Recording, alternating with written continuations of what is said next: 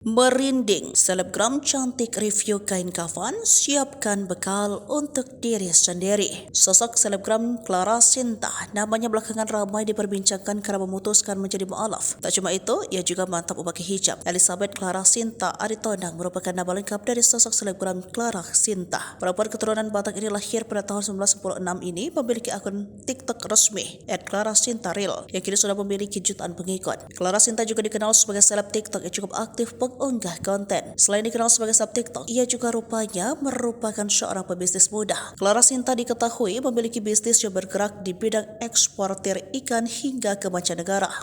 Namanya belakangan ramai diperbincangkan karena memutuskan menjadi mu'alaf. Tak hanya itu, ia juga mantap memakai hijab. Belum selesai menjadi sorotan usai menjadi mu'alaf, warganet dibikin merinding dengan pernyataan selebgram asal Sumatera Utara itu. Clara Sinta disorot usai dirinya mereview kain kafan miliknya baru-baru ini. Dirinya telah menyiapkan kain kafan yang bakal ia pakai sendiri ketika meninggal.